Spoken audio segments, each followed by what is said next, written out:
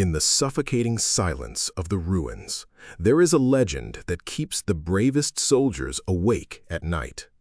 They call her the Ghost. For 3 long years, she has been a shadow in the smog of Sector 4, a phantom who leaves no footprints and breathes no air. She is not a person to them. She is a natural disaster, a sudden and silent end delivered from a mile away with mathematical precision. But tonight, that legend is about to bleed. A single sharp digital chirp has just echoed through her hideout, a call sign she hasn't heard since she was a child. The hunter is no longer invisible. The ghost has been found, and for the first time in her life, she is the one trapped in the crosshairs. The air in the exclusion zone didn't just feel cold, it felt heavy, like it was saturated with the powdered remains of 1,000 fallen buildings. Elara Vance, known to the High Command only by her tactical designation, Specter-One, lay perfectly still atop the skeletal remains of the Grand Marriott. She had been in this exact position for 14 hours, her body molding into the concrete and rebar until she was nothing more than another piece of urban decay. To any patrol looking up, she was invisible. Her ghillie suit was a masterpiece of camouflage, woven from the very dust and charred fabric of the city around her. She didn't move. She didn't shiver. She had even mastered the art of shallow lung breathing, a technique that ensured her chest wouldn't rise enough to disturb the debris resting on her back. Through the high-powered optics of her custom-built 3.38 Lapua Magnum, the world was a series of cold, hard equations. The rifle was an extension of her own nervous system, a heavy, cold-forged piece of machinery that could reach out and touch someone from over 1,500 meters. Wind speed was hovering at 4 knots, drifting west-northwest. The humidity was 62%, thick enough to slow a bullet by a fraction of a millisecond. Gravity was the only constant she could trust. Her target was a man named Kalen, a high-ranking insurgent commander responsible for the glassing of the southern provinces. He was supposed to emerge from the bunker across the plaza at exactly 1900 hours. It was now 1914. Most snipers would be getting restless, their muscles cramping, their focus blurring. But Elara wasn't most snipers. For her, there was no thrill in the hunt. There was only the work. The work was the only thing that kept the ghosts of her past from screaming. Every successful shot was a payment on a debt she could never fully settle, a way to balance the scales in a world that had gone tilted and gray. Her finger hummed against the cold steel of the trigger guard, a phantom sensation that signaled she was ready. She remembered her father's voice, a gravelly whisper from a lifetime ago, telling her that the space between breaths was where the truth lived. "Wait for the heartbeat," he would say. "Shoot between the pulses." Then, the impossible happened. In her peripheral vision, a flicker of light cut through the darkness. It wasn't in her scope. It was coming from the ruggedized tactical tablet she had propped up against a chunk of masonry. This was her ghost box, a device designed to intercept and scramble local communications so she could stay invisible to enemy radar. It should have been dark. It should have been silent.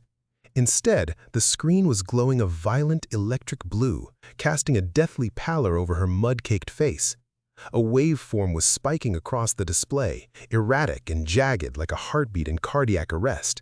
Text began to scroll across the bottom, words that felt like a knife to her throat. Incoming encrypted handshake. Decrypting. Call sign recognized. Silver Fox. The name hit her harder than any physical blow. Silver Fox. That wasn't a military designation. It wasn't a standard code. It was the name her father had used for her during their survival drills in the mountains 20 years ago before the world collapsed and he was declared missing in action. Her heart, usually a slow and steady machine, began to hammer against her ribs.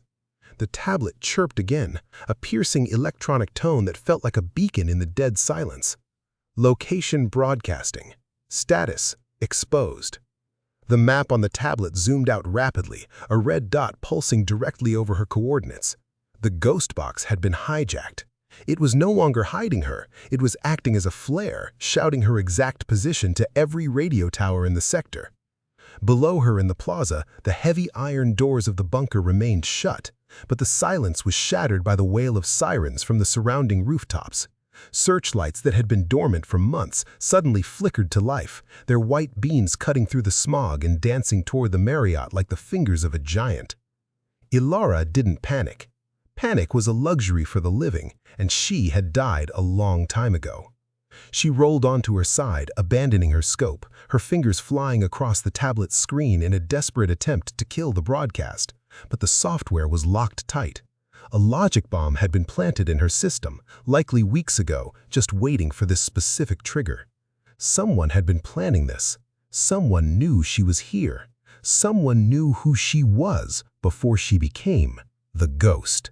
The sound of a heavy diesel engine roared to life 2 blocks away, followed by the screech of tires and the rhythmic thud of rotor blades in the distance. They weren't just sending a patrol, they were sending a full tactical response team. Elara grabbed her rifle, slinging it across her back in one fluid motion. She reached for her pack, but before she could move, a high-caliber round impacted the concrete inches from her head. The spray of grit and stone chips stung her eyes, and the sound of the crack and thud followed a millisecond later. A second sniper was already in position on the industrial silo half a mile away. They had been waiting for the signal just as much as she had been waiting for her target. She stayed low, crawling through the shadows of the rooftop, feeling the vibration of the approaching armored vehicles through the floor. The legend of the ghost was about to be tested against a reality that finally knew exactly where she was standing.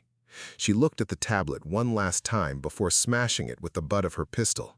The last thing she saw before the screen went black was a final message. "Run, Silver Fox. They are already behind you." She didn't wait to see who they were. She dove into the darkened stairwell, the weight of her gear feeling like a lead shroud. The Marriott was 14 stories of crumbling stairs and potential traps, but it was her only way out. As she descended, she could hear the heavy thud of boots entering the lobby far below. They were coming up, and she knew they would be dropping teams onto the roof via helicopter any second. She was boxed in, her location exposed, and her only primary weapon was a bolt-action rifle meant for distances, not close-quarters combat. But they had forgotten one thing. They might know where she was, but they didn't know who she was. The ghost was about to show them why some shadows are better left alone. Every step she took was a calculated risk. The stairwell smelled of wet ash and old blood.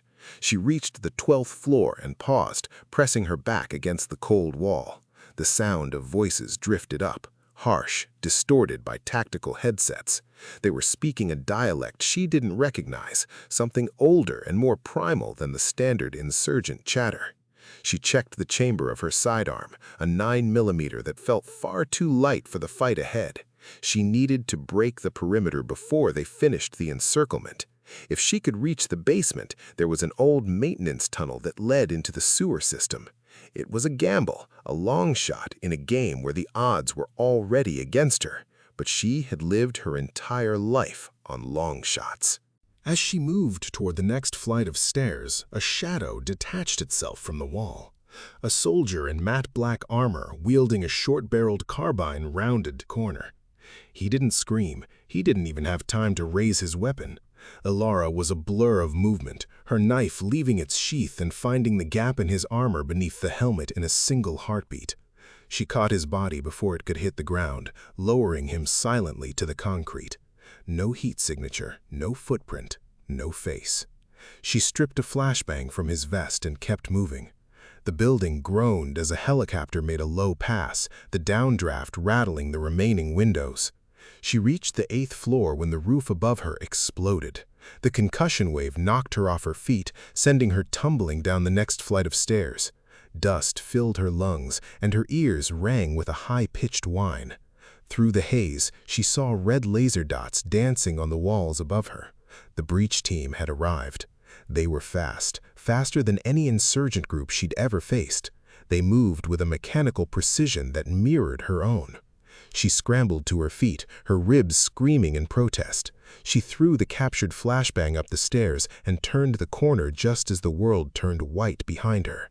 The screams of the stunned soldiers were cut short by the roar of her rifle as she fired a single unaimed shot through the drywall, hoping to buy herself 3 seconds. 3 seconds was all she needed. She didn't head for the basement anymore. She headed for the elevator shaft. The cables were still intact, a vertical highway for someone with enough nerve. She kicked the doors open and looked down into the black abyss. Far below, the flickering lights of the lobby showed the silhouettes of dozens of soldiers. "I'm not dying in a box," she whispered to the darkness. She looped her emergency rappel line around the primary cable and stepped into the void. As she slid down, the heat of the friction burning through her gloves, she realized that the call sign hadn't been a trap by her enemies. It was a message from someone who knew she was still alive, and someone who wanted her to know that the past wasn't as dead as she thought. But to find out the truth, she had to survive the next 10 minutes. And in Sector 4, 10 minutes was a lifetime. The friction of the rappel line was a searing, white-hot physical agony that chewed through her tactical gloves in seconds. Elara felt the heat blooming against her palms, a warning sign that her skin would be the next thing to melt if she didn't slow her descent. But slowing down meant dying. Above her, the elevator doors she had just stepped through were framed by the flickering orange glow of a building in its death throes. The air in the shaft was a toxic soup of pulverized asbestos, ancient dust, and the sharp metallic tang of ozone from severed electrical lines. It was like sliding down the throat of a dying beast. She wasn't falling, she was controlled crashing. Every few floors, she would kick out against the slimy, oil-slicked walls of the shaft to keep her momentum from turning into a terminal plummet. The darkness was absolute, punctuated only by the rhythmic shink, shink, shink of her gear hitting the metal casing. Her mind, honed by years of isolation and trauma, had partitioned the pain. The burning in her hands was a distant data point. The screaming in her fractured ribs was just noise. The only thing that mattered was the count. 14 floors, 13, 12. On the 9th floor, a sudden mechanical groan echoed through the shaft. The main elevator car, dislodged by the explosions above, began to slide. It was a multi-ton guillotine descending from the heights. Elara didn't look up. She didn't need to. She could feel the change in air pressure, the heavy whistling wind of a massive object displacing the atmosphere above her. "Not today," she hissed through gritted teeth. She slammed her boots against the wall, arresting her slide for a fraction of a second, and swung her body with every ounce of strength she had left towards a secondary maintenance ladder. Her fingers, raw and bleeding, snagged a steel rung just as the elevator car roared past her. The wind from its passage nearly tore her grip loose, a howling gale of rusted iron and shattered glass. The car hit the bottom of the shaft 5 stories below, with a sound that felt like the earth itself was cracking open. The vibration traveled up the ladder, rattling Elara's teeth and sending a fresh wave of dust into her eyes.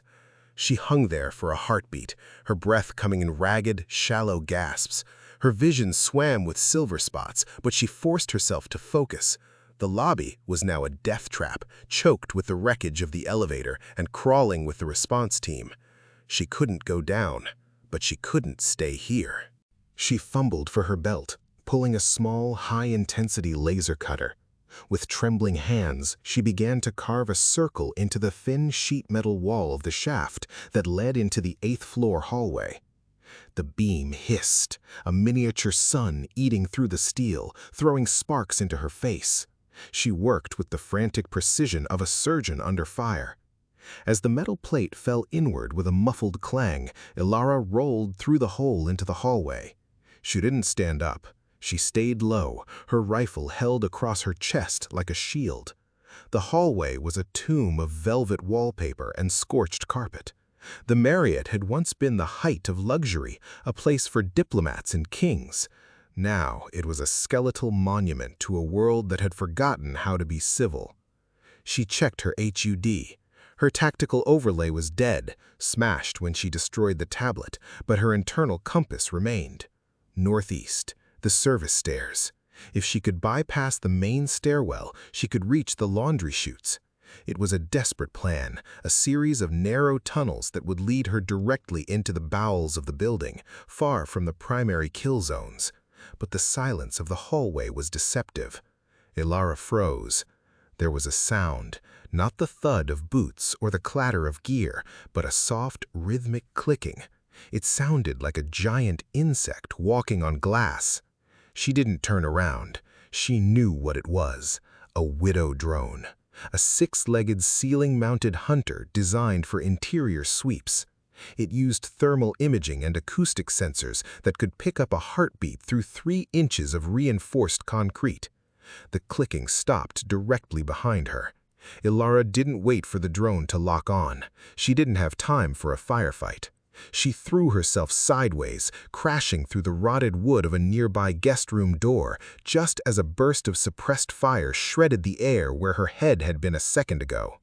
The widow drone hissed, a mechanical sound of frustration, and scurried after her, its red optical sensor glowing like a demonic eye in the dark. She scrambled over a collapsed bed, the springs groaning under her weight. The room was small, a dead end. She had made a mistake. The drone rounded the corner, its legs clicking with terrifying speed, its twin barrels swiveling toward her. In that microsecond, Elara Vance didn't see the drone. She saw her father. She saw the day he had taught her how to hunt the mountain lions of the high Sierras. Never look at the beast, Elara. Look at the path the beast wants to take, then take it away from them. She reached into her vest and pulled a heavy, weighted flash decoy. Instead of throwing it at the drone, she threw it directly at the floor-to-ceiling window at the far end of the room. The glass, weakened by years of acid rain and structural stress, shattered outward into the night. The widow drone, programmed to follow the largest heat signature and movement, lunged toward the window. Elara didn't move. She held her breath, her body pressed flat against the floor. The drone paused at the edge of the shattered frame, its sensors confused by the cold air rushing in and the decoy tumbling toward the street below. She didn't give it a second chance. She lunged forward, her combat knife held in a reverse grip. She drove the blade into the drone's central processing hub, a small glowing blue slit just behind the sensor array. The machine spasmed, its legs kicking wildly before its light flickered and died. Elara pushed the dead machine out the window, watching it disappear into the smog. She took a moment to wrap her hands in strips of torn bedsheet, the fabric instantly staining crimson. She was losing blood, and she was losing time. "Silver Fox," she whispered, the name feeling like a curse on her tongue. Who had sent that signal? It was more than just a call sign. It was a ghost from a life she had buried under a mountain of shell casings. Her father had been a man of secrets, a shadow operative long before the Great Collapse. If he was still alive, why surface now? And why surface by burning her location to the very people who wanted her dead? She forced the questions into a box in her mind and locked it. Survival first, answers later. She exited the room and found the service chute. It was a narrow vertical tunnel lined with rusted galvanized steel. It was intended for bed sheets and towels, not a fully geared sniper. She stripped off her heavy ghillie suit, leaving her in her matte black tactical undersuit. She looked at her rifle, the .338 Lapua that had been her only companion for 3 years. It was too long for the chute. She hesitated for only a second. She reached into her pack, pulled out a small explosive charge, and set it for a 5-minute delay. She tucked it into the ceiling of the hallway. Then she took her rifle apart, breaking it down into its core components: barrel, bolt, stock. and secured them to her legs with paracord. She stepped into the chute and let the darkness take her. The slide was a blur of claustrophobic terror. The steel walls scraped against her shoulders, the rivets catching on her suit. She could hear the sounds of the battle intensifying above, the dull thuds of grenades, the high-pitched whine of transport ships. They were tearing the Marriott apart to find her. She hit the bottom of the chute with a bone-jarring impact, landing in a pile of ancient mildewed linens that had been rotting in the basement for a decade. The smell was overpowering: dust, rot, and stagnant water. She rolled out of the pile, her hands searching for the pieces of her rifle. The basement was a labyrinth of steam pipes and electrical transformers. The air was thick with the hum of the city's remaining power grid, a low-frequency vibration that made her teeth ache. She reassembled her rifle in the dark, her fingers moving by touch alone. Click, snap, lock. The weapon was back together in 42 seconds. She checked her surroundings. To the west, the maintenance tunnels. To the east, the loading docks. The loading docks would be crawling with troops. The maintenance tunnels led into the old city's sewer system, a place even the insurgents feared to go. It was a world of darkness and the blind, those who had lived in the tunnels so long they had forgotten the sun. "Better the blind than the butcher," she muttered. She moved toward the heavy iron door of the maintenance tunnel. Just as she reached for the handle, the building above her shuddered. A massive explosion, her 5-minute charge, ripped through the 8th floor. The Marriott groaned, its structural integrity finally failing. Dust and debris rained down from the basement ceiling. She didn't look back. She stepped into the maintenance tunnel and slammed the door shut, plunging herself into a world where the only light was the faint, dying glow of her rifle's illuminated reticle. The tunnel was narrow, the walls slick with a black, oily substance that smelled of kerosene. She moved with her back to the wall, her rifle held at the low ready. Every drip of water sounded like a footstep. Every rush of air felt like a breath. After half a mile of trekking through the gloom, she found what she was looking for. A junction box marked with a faded, hand-painted symbol of a fox. Her heart skipped a beat. This wasn't a military mark. This was a trail left years ago. She reached into the box and felt a small, hard object, a data drive, and pinned to it was a single, yellowed photograph. She pulled it out and clicked on a small pen light. The photo showed a younger Elara, no more than 6 years old, sitting on her father's shoulders. They were both smiling, the sun shining brightly behind them. On the back, in her father's unmistakable, sharp handwriting, were 3 words that changed everything. "Don't trust the light." A sudden sound echoed from the tunnel behind her, the distinct, heavy metallic clank of a boot on a grate. They were in the tunnels. They had followed her down. But these weren't the insurgents. These boots were heavier, the movement too rhythmic. Elara pocketed the drive and the photo. She felt a cold, hard resolve settle in her chest. The ghost was no longer running. She was hunting. They wanted to know where she was? Fine. She would show them exactly where she was, one bullet at a time. She vanished into the deeper darkness of the junction, her silhouette merging with the shadows until she was once again nothing but a myth. The hunt for the ghost had only just begun, but the hunters were about to realize that the further you go into the dark, the more the shadows belong to her. The deeper Elara descended into the maintenance arteries of Sector 4, the more the world above felt like a fever dream. Up there, in the wind-swept ruins of the Marriott, there was at least the sky, even if it was choked with the gray ash of a dying civilization. Down here, there was only the weight of the earth, the weight of the silence, and the crushing weight of the revelation tucked into her pocket. The maintenance tunnel narrowed until the rusted pipes on either side felt like the ribs of a giant, closing in to swallow her whole. The blind, the feral inhabitants of these sublevels were usually the primary concern, but Elara knew they wouldn't be a factor tonight.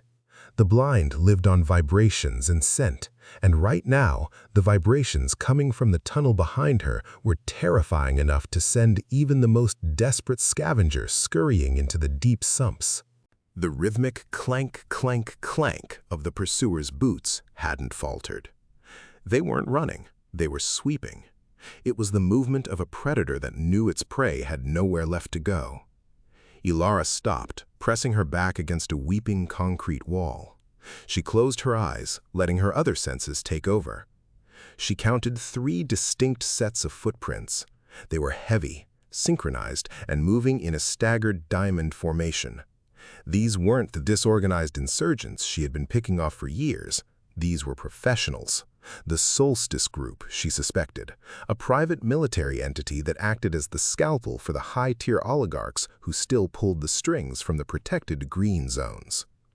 She reached into her tactical vest and pulled out a small, palm-sized device, an acoustic dampener. She clicked it on and placed it gently on the floor. It began to emit a low-frequency hum that mirrored the ambient sound of the pipes, effectively creating a sound shadow for 10 yards. "Time to see who's behind the mask," she whispered. She didn't use her rifle for this. The .338 Lapua was a scalpel at a mile, but in a tunnel 3 feet wide, it was a liability.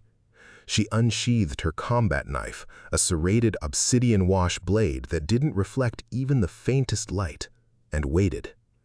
The first soldier rounded the corner of the junction. His head was encased in an advanced integrated helmet, the quad-eye night vision lenses glowing a sinister, insect-like green. He moved with a predatory grace, his carbine tucked tight into his shoulder.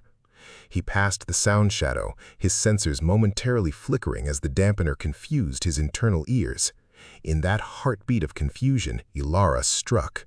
She didn't come from the side, she came from above, having wedged herself between 2 steam pipes near the ceiling. She dropped like a stone, her weight driving the soldier to the ground. Before he could grunt, her knife found the seal of his neck armor. A sharp, precise thrust, a hiss of escaping pressurized air. The soldier went limp. She didn't stay to admire the work. She grabbed the soldier's carbine, a compact high-cycle PDW, and rolled into the shadows just as the second man turned the corner. "Check in Alpha 2, the second soldier barked into his comms. Silence. The second soldier didn't panic. He dropped to a knee and fired a sweeping burst of incendiary rounds into the darkness. The tunnel lit up in a series of violent white-hot flashes. Elara felt the heat sear the back of her neck as she scrambled behind a heavy iron transformer. "Target engaged! Junction 7! We have a casualty!" the soldier yelled. Elara realized then that "don't trust the light" wasn't just a metaphor. The incendiary rounds were designed to do more than kill. They were designed to wash out her night vision and create thermal blooming that would make her invisible to her own gear. She ripped her goggles off, squinting through the smoke. She reached for the data drive in her pocket. It felt cold against her skin. What was on it that made her worth this level of investment? The third soldier, the leader, based on the gold-tinted visor of his helmet, didn't join the firefight. He stood back, his hand raised. "Specter-One," the leader's voice boomed, amplified by his helmet's external speakers. It was a voice she recognized, a voice that belonged to a man named Silas Vane, a former comrade of her father's, a man she had seen die in the fire of the Great Collapse. "Elara, stop. You're holding something that doesn't belong to you. Your father was a thief, but he wasn't a fool. Don't die for his ghost." Elara's breath hitched. "Silas, you're dead. I saw the building go down." "I crawled out, just like you're going to crawl out of this tunnel if you hand over the drive." The call sign wasn't just a locate, it was an invitation. "Come home, Elara. The world is changing, and there's a place for you in the new order." Elara looked at the photo of her father. "Don't trust the light." "My father didn't believe in orders, Silas," Elara shouted back, her voice echoing through the pipes. "He believed in the truth, and if you're the one who sent that call sign, then you're the one who burned my life tonight." "I saved your life," Silas snapped. "Kalen's men were closing in. We gave you an out. Now give us the drive." Elara looked at the PDW in her hand. It had 3 rounds left in the mag. She looked at the steam pipes above her. A plan, desperate and suicidal, began to form. "You want the drive, Silas?" she yelled. "Come and get it!" She fired the 3 rounds not at the soldiers, but at the pressure valves of the main steam line. The aged iron, already stressed by the heat of the incendiary rounds, disintegrated. A wall of superheated, pressurized steam erupted into the tunnel. The screams that followed were inhuman. The soldiers, encased in their high-tech armor, were essentially being cooked inside their own shells. The steam created a whiteout condition, blinding every sensor and every eye. Elara didn't wait. She knew the layout of these tunnels better than any map. She moved by memory, her hands tracing the cold pipes that hadn't burst. She found a ventilation grate, kicked it open, and hauled herself into the narrow ducting. As she crawled through the cramped metal tube, the sound of Silas's voice faded, replaced by the rhythmic thumping of her own heart. She reached a small maintenance alcove, a hidden bolt hole she had established months ago. It was a tiny room, barely large enough to sit in, filled with emergency rations and a low-powered terminal. She sat down, her body trembling with the after-effects of the adrenaline. She pulled out the data drive and plugged it into the terminal. The screen flickered to life, green text scrolling across the black background. Project, Lucent. Access level, Omega. File, the exposure protocol.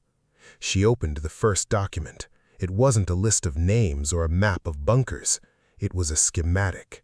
A schematic for a satellite array, the very ones that supposedly provided the light to the green zones, the artificial suns that kept the elite wealthy and warm while the rest of the world froze in the ash. But the schematic showed something else. The satellites weren't just mirrors. They were lenses, high-energy orbital-scale lenses capable of focusing solar radiation into a pinpoint beam. "It's not a power source," Elara whispered, the horror dawning on her. "It's a weapon, a global execution system." She scrolled further. There was a log entry from her father, dated 3 days before his disappearance.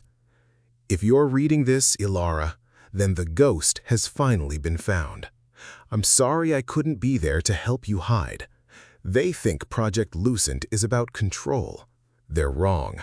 It's about a reset. They're going to burn the sectors, all of them, to start over.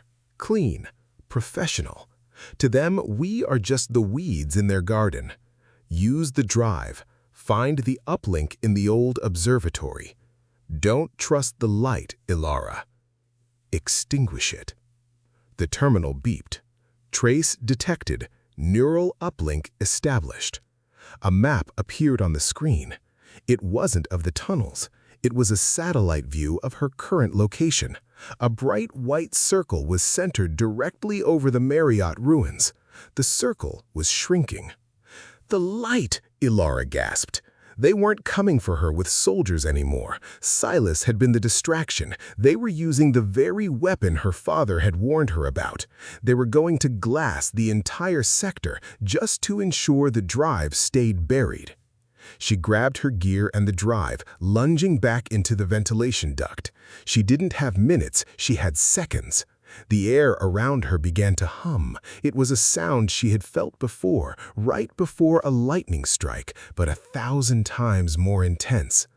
The hair on her arms stood up. The smell of ozone became thick enough to taste.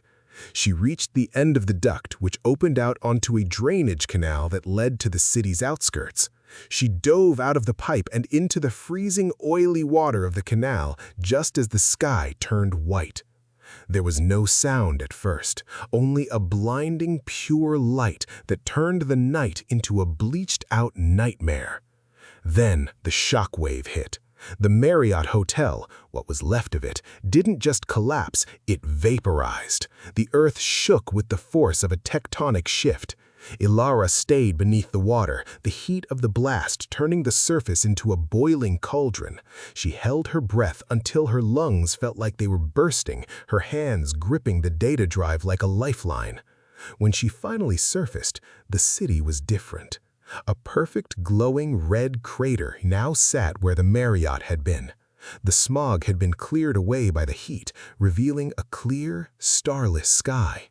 And moving through that sky, like a slow-moving eye, was a single brilliant spark of white light.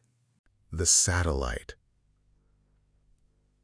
Elara Vance stood up in the knee-deep water, her face covered in soot, her eyes burning with a new cold fire.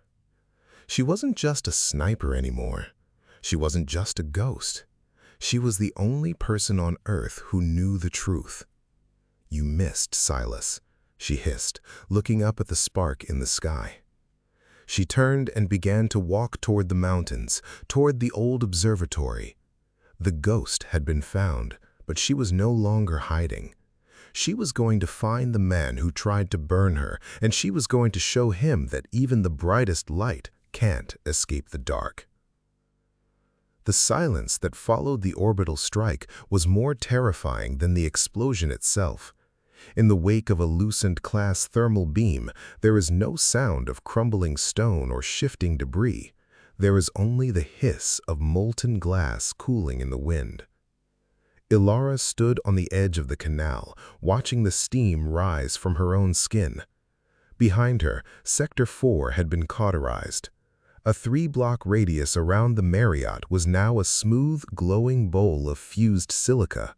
No bodies, no records, no evidence. The ghost had been officially erased from the world's ledger. Yet here she was, shivering in the oily shadows of the outskirts. She moved with a limp that she couldn't afford. Her left side was a tapestry of bruises and flash burns, but the data drive was tucked safely against her heart. She knew she couldn't stay near the crater. The satellite, the Eye of Providence, as the Green Zone elites called it, would be recalibrating. It had missed its primary target by a matter of meters, and the men controlling it were not known for their patience. Silas Vane would already be deploying recovery teams to the impact site to verify the kill. When they found nothing but melted concrete and no charred remains of a 338 Lapua, the hunt would resume with a vengeance.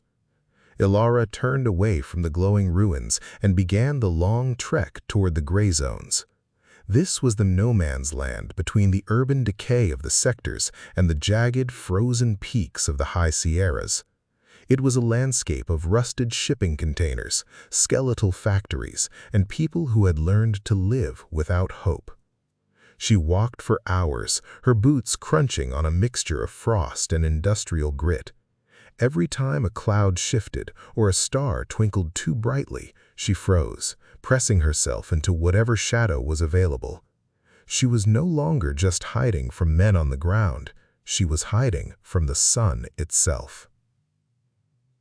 By dawn, she reached the Hollows, a sprawling shanty town built into the side of a massive decommissioned dam.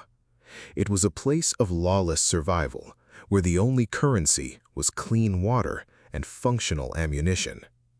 Elara kept her hood low and her rifle concealed beneath a tattered poncho. She didn't look like a legendary sniper. She looked like just another refugee of the light. She found what she was looking for in the back of a repurposed cargo hull, a burn dock. These were underground tech medics who specialized in removing tracking chips and treating wounds that didn't exist on official records. The man behind the counter was old, his eyes clouded by cataracts, but his hands were steady as he looked at Elara's burns. "You were close to a Lucent strike," the old man whispered, his voice like dry parchment. "Nobody survives a Lucent strike, girl. You should be ash." "I'm a fast learner," Elara replied, her voice cracking. I need a localized scrambler and a neural link bypass. Now." The old man looked at her rifle, then back at her eyes. He didn't ask for money.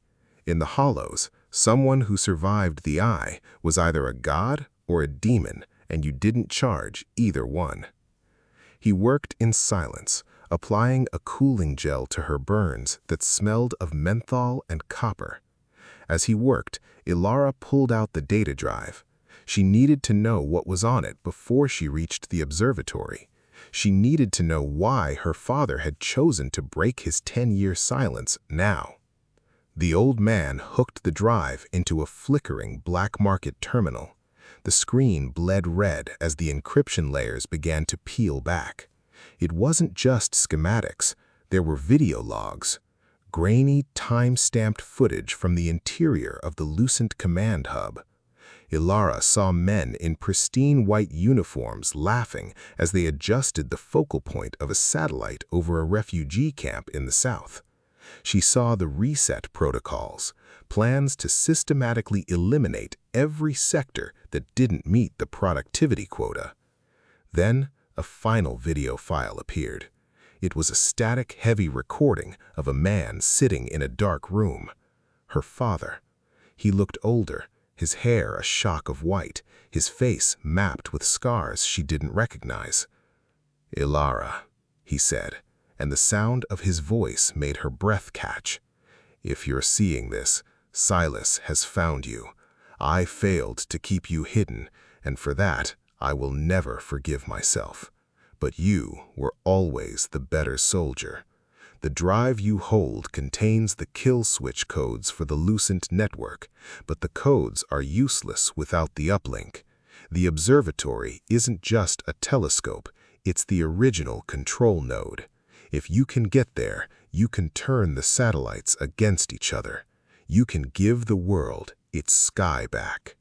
He paused, looking directly into the camera. "They'll tell you I'm a traitor. They'll tell you I sold out the sectors to save myself. Don't believe the light, Elara. Believe the shadows. I'll be waiting at the summit. Don't be late." The video cut to black. The terminal hissed as the drive's self-destruct sequence triggered, wiping the data after the single viewing. Elara sat in the dim light of the cargo hall, the weight of the mission settling into her bones. Her father was alive. He was at the observatory. But the message felt off. Silas Vane had called it an invitation. Her father had called it a kill switch. In a world built on lies, the only thing she could trust was the wind and the weight of her trigger. "They're coming," the old man said suddenly, looking at a radar screen that was chirping a frantic warning. Elara stood up, her pain forgotten. "How many?" "Too many. They've bypassed the hollow's perimeter. They're using thermal-dampened vultures, high-altitude drones." Elara grabbed her rifle. She didn't have time to finish her treatment.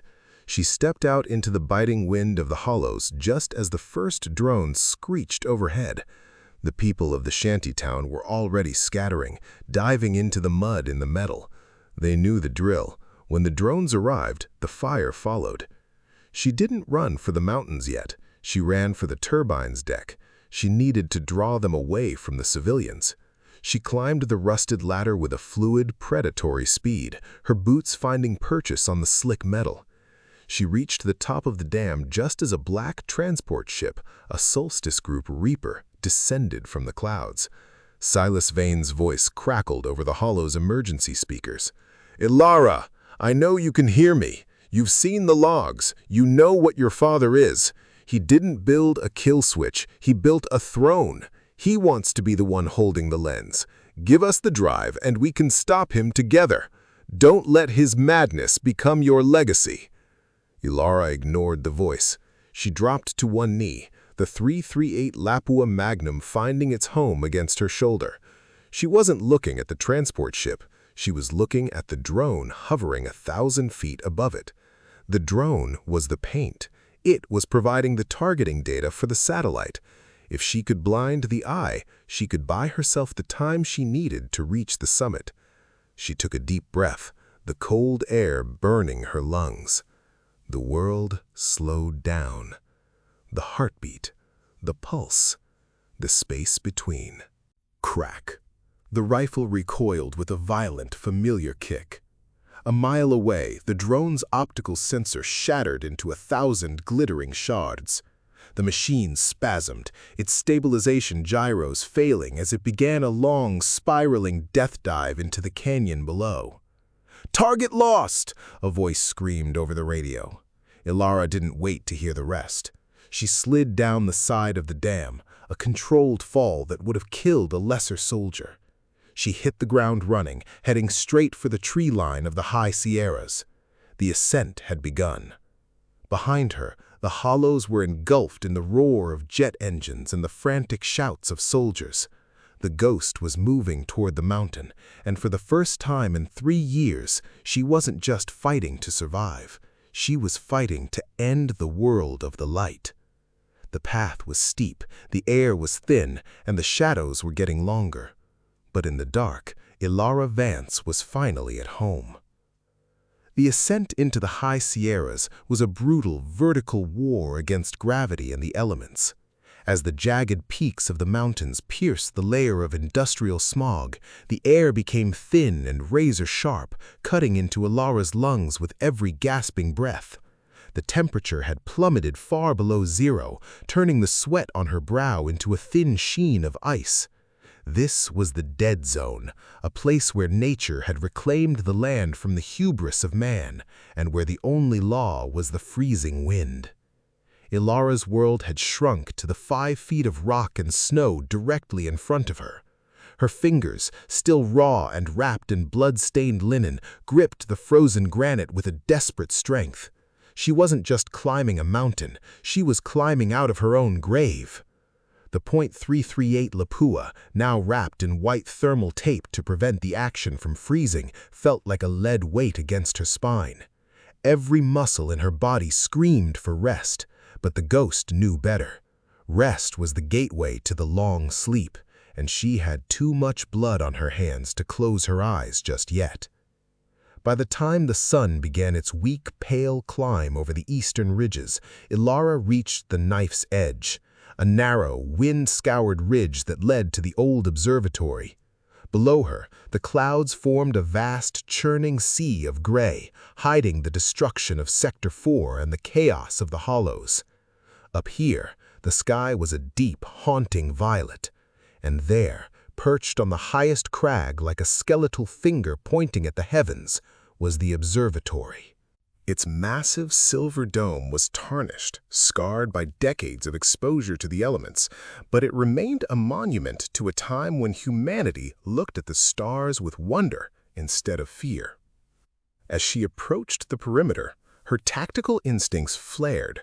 There were no footprints in the snow, no signs of life, but the air felt charged. The same low-frequency hum she had felt in the maintenance tunnels was back, vibrating through the soles of her boots. The uplink was active. She moved through the shadows of the exterior support pillars, her rifle at the high ready. The main entrance, a pair of heavy titanium-reinforced doors, stood slightly ajar. A single, rhythmic sound echoed from within, the slow, deliberate clack, clack of a keyboard. Elara stepped into the rotunda. The interior was a cavernous space filled with banks of ancient computer terminals, their green and amber screens flickering like dying fireflies. In the center of the room, beneath the great telescope, sat a man. He was silhouetted against the glowing holographic projection of the Earth, a projection that showed hundreds of white lines converging on a single point in the atmosphere. "You're late, Elara," the man said. His voice was soft, devoid of the distortion of the video log. It was the voice of the man who had taught her how to hold her breath until the world stopped spinning. "Father," Elara whispered, her finger tightening on the trigger. The man turned. It was Arthur Vance, but he was not the hero of her memories. His eyes were wide, bloodshot, and burning with a terrifying clarity. He looked at her not with love, but with the pride of an engineer looking at a finished machine. "Look at it," Arthur said, gesturing to the holographic globe. The Lucent network isn't a weapon, Elara. It's a scalpel. The world is infected. Corruption, greed, the slow rot of the sectors, it's all a terminal disease. But I've found the cure. With the codes you brought me, I can finish the reset. We can burn away the old world in a single afternoon and start again, a clean slate, a world without shadows. Elara felt a cold dread settle in her gut. Silas said you built a throne. He said you wanted the lens for yourself. Arthur laughed, a dry, hacking sound. Silas is a small man with small dreams. He wants to maintain the status quo so his masters can keep their green zones. I want more. I want to save us from ourselves. And you, my silver fox, you are the one who will help me pull the trigger. I didn't come here to pull the trigger, Father, Elara said, her voice steadying. She raised the rifle, the crosshairs settling directly between his eyes. I came here to stop the light. The drive I have, it's a kill switch. That's what you told me. Arthur stood up, walking slowly toward her, ignoring the barrel of the gun. A kill switch for their control, yes, but an ignition for mine. Give me the drive, Elara. Think of the peace. No more running, no more hiding, no more ghosts. There is no peace in a graveyard, she replied. The sound of a heavy boot thud echoed from the balcony above. Silas Vane stepped into the light, his gold-tinted visor reflecting the green glow of the terminals. He wasn't alone. 6 Solstice operatives moved into flanking positions, their weapons trained on Elara. I told you, Elara, Silas said, his voice echoing in the dome. He's lost his mind. He's going to burn everything, including you. Hand over the drive to me. We can shut it down. We can save the green zones and keep the peace. Elara stood in the center of the room, caught between a madman who wanted to burn the world and a mercenary who wanted to rule the ashes. She looked at the drive in her hand. She looked at the holographic Earth, where the white lines were beginning to turn a menacing, pulsing red. The reset had already begun. The satellites were moving into their final firing positions. You're both the same, Elara said, her voice a low growl. You both want to be the ones holding the sun, but the sun doesn't belong to you. In a single fluid motion, Elara didn't fire at Silas or her father. She swung the rifle toward the central cooling manifold of the primary uplink, the heart of the observatory's power system. Elara, no! Arthur screamed. Crack! The bullet shattered the glass casing of the manifold. High-pressure liquid nitrogen erupted into the room, a freezing white fog that instantly obscured everything. The alarms began to scream, a high-pitched wail that signaled a total system meltdown. Kill her! Silas roared. The room erupted into chaos. Muzzle flashes strobed through the freezing fog. Elara dropped to the floor, rolling behind a heavy terminal. She didn't fire back. She didn't need to.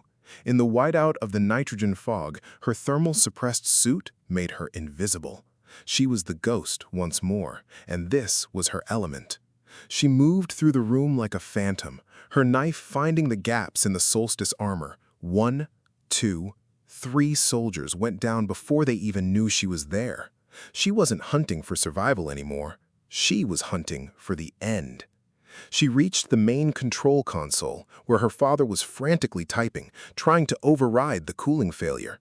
She didn't use her gun. She grabbed him by the shoulder and spun him around. It's over, Father, she said. It's never over, Arthur yelled, lunging for a manual override lever.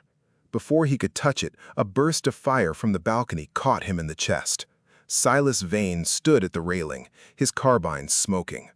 Arthur fell back against the console, his blood staining the holographic map of the world. The drive, Elara! Silas shouted, leaping down from the balcony. Give it to me, or the satellites fire on their last known coordinates, the entire mountain range. We'll all be vapor. Elara looked at her dying father, then at the man who had burned her life. She looked at the terminal. The countdown for the orbital strike was at 60 seconds. She took the data drive and slammed it into the primary port. "You want the codes, Silas?" she whispered. "Here they are." She didn't enter the ignition sequence. She entered the deorbit protocol. On the screen, the white lines began to curve downward. In the sky above the observatory, the brilliant sparks of the satellites began to brighten. They weren't firing. They were falling. One by one, the billion-dollar lenses were being commanded to fire their thrusters until they hit the atmosphere. "What have you done?" Silas screamed, lunging at her. Elara met him halfway. She didn't use a weapon. She used the weight of 3 years of isolation, the memory of the Marriott, and the cold rage of a girl who had been lied to by everyone she ever loved. She tackled him into the central cooling pit. The freezing nitrogen swallowed them both. As the observatory shook with the first impacts of the falling satellites hitting the upper atmosphere, Elara Vance climbed out of the pit, leaving a frozen, unmoving Silas Vane behind. She walked to her father's side. He was gone, his eyes finally clear in death. She took the .338 Lapua, slung it over her shoulder, and walked toward the exit.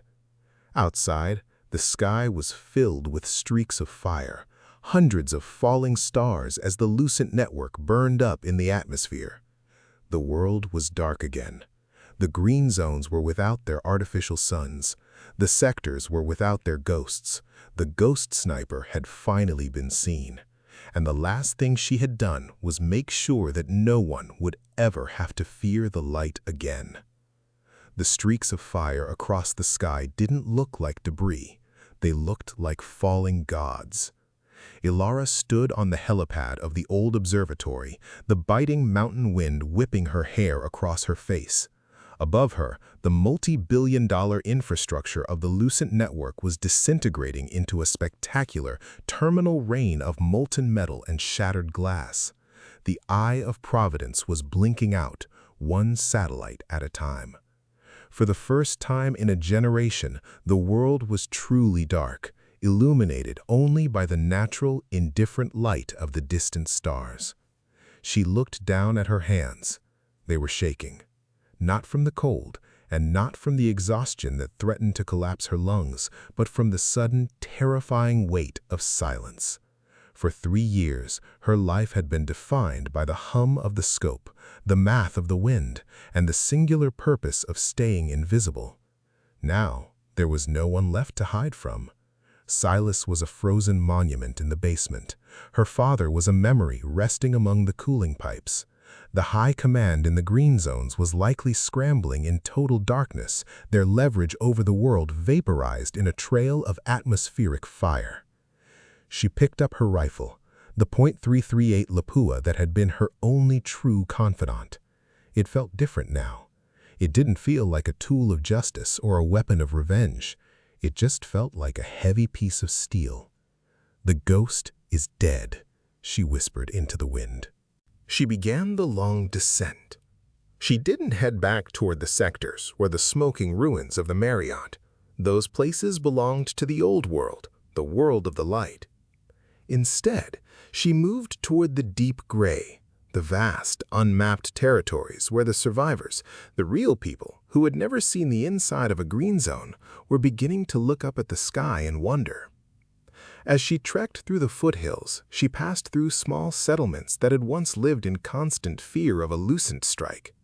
She saw people standing outside their tents and shacks, pointing at the fading embers in the sky. There was no cheering. There was only a profound, heavy realization. The hunters were gone. The sky was theirs again. Elara didn't stop to talk. She remained a shadow, moving through the periphery of their lives. But she left things behind. In one village, she left her high-altitude thermal cloak to a mother shivering with 2 children. In another, she left her tactical medkit at the door of a makeshift clinic. By the time she reached the edge of the Great Plains, she was no longer a soldier. She was just a woman walking through the dawn. She found a small abandoned cabin near a frozen lake, miles from any known map. It was quiet. The only sound was the cracking of the ice and the call of a hawk circling high above. She walked inside, set her rifle on the wooden table, and sat down. She pulled out the yellowed photograph of her and her father. She realized then that her father had been right about one thing. The world did need a reset. But he was wrong about the fire. The reset wasn't something you did to the world. It was something you did to yourself. You had to choose to stop being the weapon. You had to choose to step out of the crosshairs. She took a match and struck it against the table. She held the flame to the corner of the photograph until the image of the smiling girl on the man's shoulders curled and turned to ash. She didn't need the photo to remember, and she didn't need the cosign to know who she was. Elara Vance stood up and walked to the window. The sun was rising, the real sun, a pale, honest orange breaking over the horizon. It didn't bring a targeting laser. It didn't bring an orbital strike. It just brought the day. She stepped outside, leaving the door unlocked. The ghost was gone, but for the first time in her life, Elara Vance was finally home. In a world full of noise, sometimes the most powerful thing you can be is a shadow. Elara Vance chose to break the cycle of the light, to protect the truth, even when it cost her everything. If you enjoyed this journey into the heart of Sector 4 and the legend of the ghost sniper, don't let the story end here.